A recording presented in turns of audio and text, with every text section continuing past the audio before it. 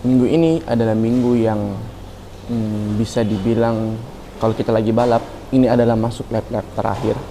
Lap-lap di mana gas itu ditinggikan, konsentrasi ditambah, fokusnya dipertajam.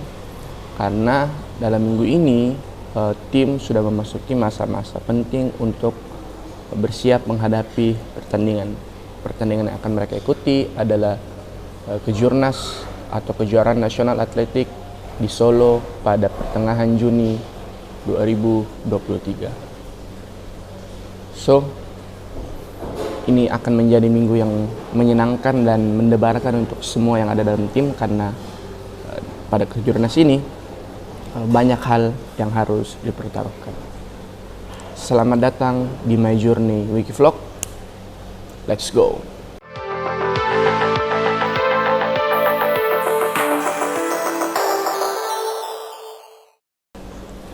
Halo semuanya, selamat datang kembali di My Journey Wikivlog, sebuah vlog dokumentasi yang akan menceritakan perjalanan saya sebagai seorang pendamping psikologi olahraga di tim Pelatnas Atletik yang ada di Timika.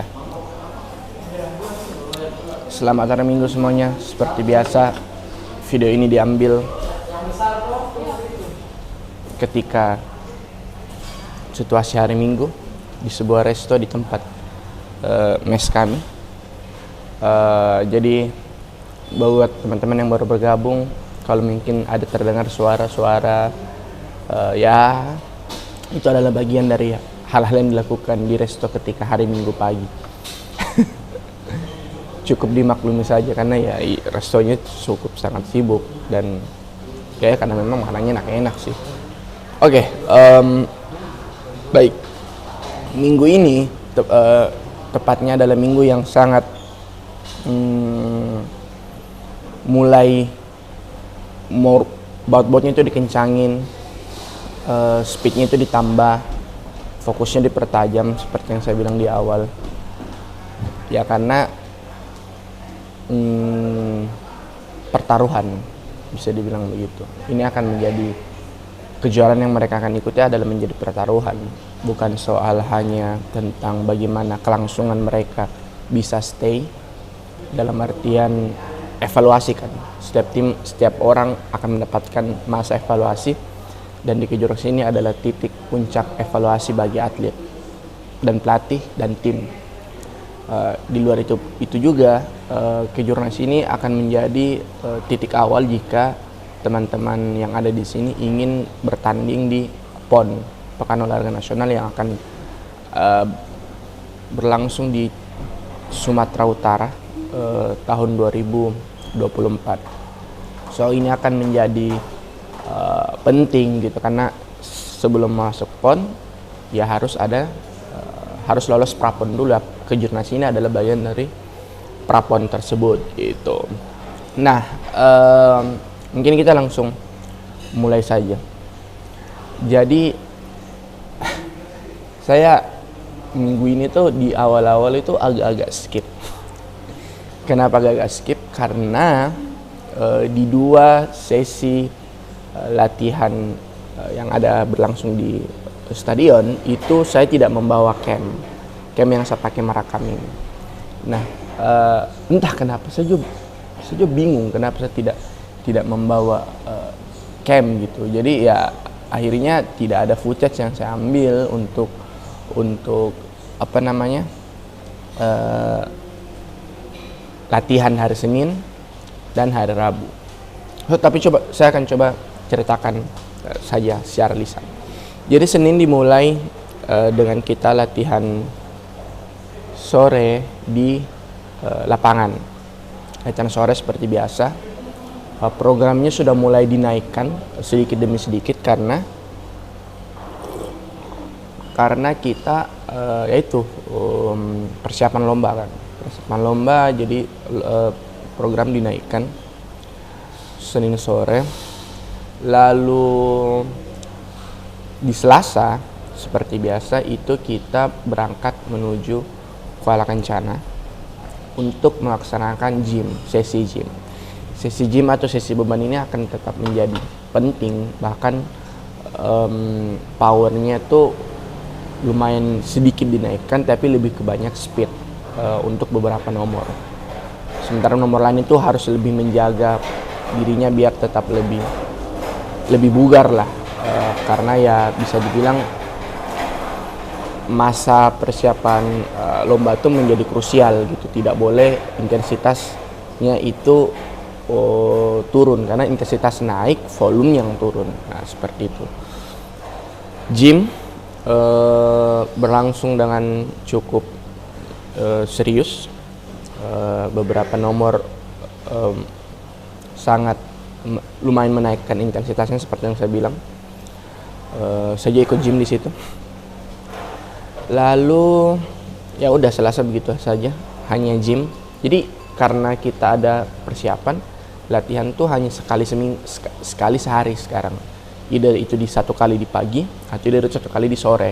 Tapi karena pertandingan lebih banyak berlangsung di sore sampai malam hari, seluruh latihan utama di luar sesi gym itu akan dipindahkan ke sore sampai malam hari. Makanya kita sudah tidak ada latihan pagi untuk minggu ini dan minggu ke depan sampai menjelang keberangkatan. Nah, sudah itu di Rabu, seperti yang saya bilang, saya tidak membawa cam sehingga tidak ada footage-nya. Tapi Rabu tetap latihan seperti biasa. Latihan sore kita start dari jam 3 kurang lebih. Programnya lumayan berat dan menyenangkan buat beberapa nomor, karena memang fokusnya memang betul-betul harus dijaga gitu. Nah, Kamisnya seperti biasa beban, tapi beberapa nomor juga melakukan sesi water recovery. Jadi setelah beban langsung cemplung ke kolam yang memang berada dalam satu kawasan di Kuala Kencana. Jadi tim melakukan water recovery di kolam renang. Ini sekali lagi untuk memastikan asam-asam laktat yang ada dalam tubuh itu keluar, dan setelah menjalani hampir 1 minggu latihan yang cukup berat, ya mereka butuh recovery di kolam gitu. Nah, Jumatnya seperti yang saya bilang bahwa Jumat itu sudah mulai latihan. Jadi akan ada latihan sore sampai malam, fokusnya latihannya ke situ. Nah, Jumat ini kita pertama kalinya mencoba untuk latihan sampai malam. Kita tuh baru ke lapangan sekitar jam 5, setengah 5. Sampai sana itu masih santai, karena kurang lebih hampir jam 5 lewat lah baru tim melakukan pemanasan. Program itu rata-rata baru dimulai pukul 6, kurang lebih jam 6. Program pertama baru dimulai untuk sebagian nomor. Jadi ini pertama kali mereka semua latihan malam. Ada perasaan yang cukup berbeda yang dirasakan oleh teman-teman atlet, terutama adalah kondisi cuaca, karena malam tuh cenderung lebih dingin, angin malam. Lalu beberapa mengeluhkan mereka konsumsi oksigen itu tipis. Nah, apalagi kan mereka lari di kondisi angin malam, cuacanya agak dingin. Nah, jadi membuat suplai oksigen itu menjadi lebih tipis. Nah, inilah yang menjadi disiasati. Makanya tim tuh memang menyarankan dan mewajibkan kita tuh menyesuaikan dengan waktu bertanding gitu. Jadi tidak kaget kan. Bayangkan kalau mereka tidak pernah latihan malam, tiba-tiba mereka bertanding malam, nanti saat pertandingan akan ada sedikit kekagetan dan kesulitan untuk beradaptasi, bahwa akan ada sedikit kayak kekagetan gitu, bahwa loh ternyata udara semakin tipis dan kesulitan berlari. Maka daripada itu kita 2 kali seminggu itu memindahkan latihan itu malam. Jadi di Senin sama Jumat, Rabu tetap latihan sore. Nah, ya sudah gitu. Latihan malamnya ya seperti itu, masih proses penyesuaian pertama, tapi so far sih justru waktunya bagus-bagus anak-anak. Jadi ini akan menjadi langkah positif lah yang diambil. Mereka tidak terlalu kesulitan untuk menyesuaikan, walaupun ya masih bertahap proses adaptasi penyesuaian dari latihan yang biasanya kita panas-panasan sampai ke sekarang yang dingin. Karena kan kalau lari itu badan harus panas kan, jadi otot-otot sudah siap. Kalau otot-otot tidak siap dan cuaca dingin, potensi cedera lebih besar. Makanya waktu Jumat malam tuh dites semua, pemanasannya bagus, pendinginannya bagus, biar otot-otot itu tidak terpengaruh dengan cuaca dingin. Dia secara ini jauh lebih siap lah gitu. Sudah Jumat selesai, Kamis seperti biasa, paginya saya tidak ke lapangan, tim ke lapangan cuma untuk melakukan stretching ringan. Lalu karena Sabtu siangnya kita ada sesi. Nah, Sabtu siang ini dan untuk sesi psikologi ini saya pilih adalah saya ingin mengenalkan teman-teman dan memberikan bekal ke teman-teman atlet untuk menerapkan satu teknik psikologi yang namanya adalah self talk atau berbicara pada diri sendiri. Nah, kenapa self talk ini menjadi penting dan harus saya berikan? Karena pada dasarnya self talk ini adalah proses kita ngomong dengan diri kita. Jadi kan ketika akan ada satu momen ketika tidak ada yang bisa membantu siapapun di sekitar kita kecuali diri kita sendiri, untuk meminta kita tenang, untuk meminta kita fokus, untuk mengarahkan, untuk memotivasi. Itu ya butuh dari kita sendiri untuk melakukannya, karena tidak ada yang lain. Itu self talk sebenarnya begini, kau ngomong dengan dirimu untuk memberi semacam perintah agar tubuhmu bereaksi. Seperti misalnya, tenang, kau meminta dirimu untuk tenang. Kalian ngomong ke diri kalian, oke, saya harus tenang, fokus, lihat lintasan, tidak usah pikir yang lain, fokus pada lintasan, fokus pada gerakan, teknik dan sebagainya. Proses ini kemudian saya coba harap ajarkan ke teman-teman atlet, karena ya itu seperti saya bilang, proses ini penting. Banyak contoh atlet-atlet di dunia yang levelnya sudah legenda bahkan, dan pemecah rekor itu melakukan self talk sebelum mereka bertanding. Tetapi seperti halnya teknik, self talk ini tidak bisa tiba-tiba muncul begitu saja. Self talk ini harus memang dilatih. Nah, makanya walaupun mungkin kurang dari 2 minggu sebelum keberangkatan, tapi saya rasa ini masih cukup waktulah untuk mereka mengerti konsep self talk dan akhirnya coba mengimplementasikannya ketika mereka bertanding gitu. Jadi masih ada proses yang harus mereka lakukan gitu kan. Walaupun memang sebenarnya tidak terlalu cukup, tapi ya karena keterbatasan waktu, kepastian juga baru didapat beberapa waktu terakhir, jadi ya sudahlah.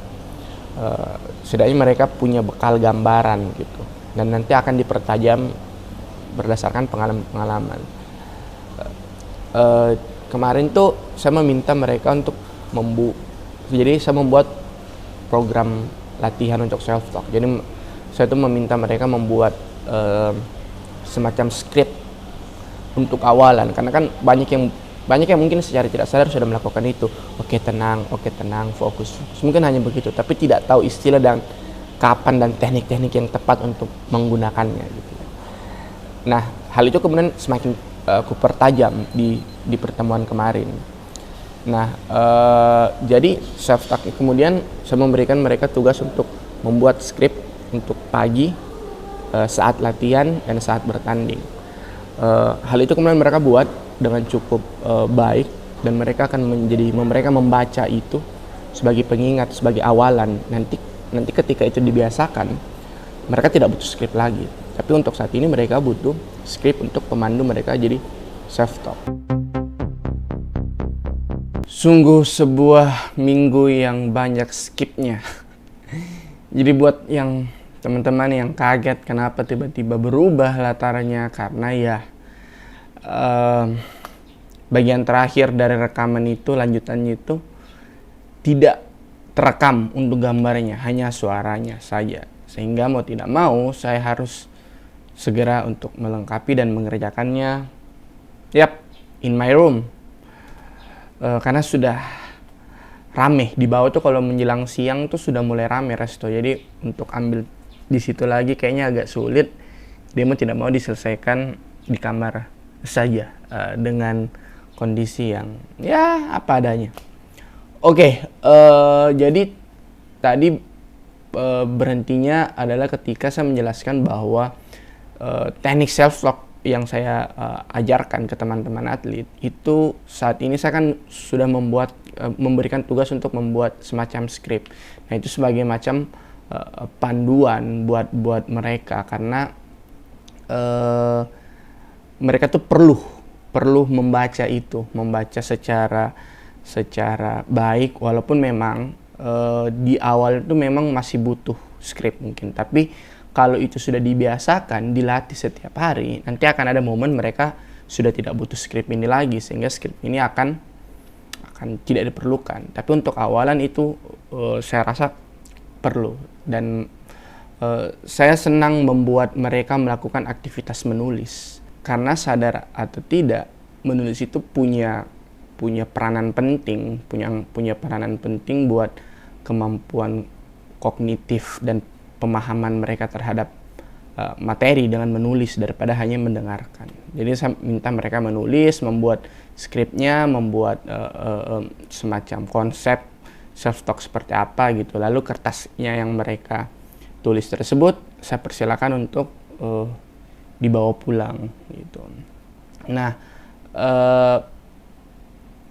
self talk itu menjadi krusial memang, sekali lagi, karena self talk ini saya harapkan akan menjadi senjata mereka.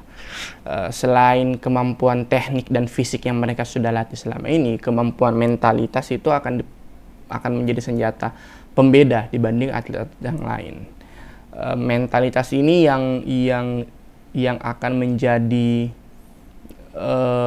faktor penentu, karena Michael Jordan pernah bilang gitu, 80% dalam sebuah pertandingan itu adalah mental game. Dengan kemampuan, dengan dilatih itu akan membuat mereka menjadi jauh lebih siap, jauh lebih percaya diri, jauh lebih yakin dengan performanya gitu. Karena sederhananya begini, self talk tuh akan mengirimkan sebuah perintah ke tubuh kita, ke tubuh atlet untuk melakukan apa yang kita ucapkan. Kalau misalnya atlet terbiasa mengucapkan negatif self talk, ada kayak, aduh saya mau menyerah, saya tidak percaya diri, saya pasti akan kalah, dia lebih hebat dari saya.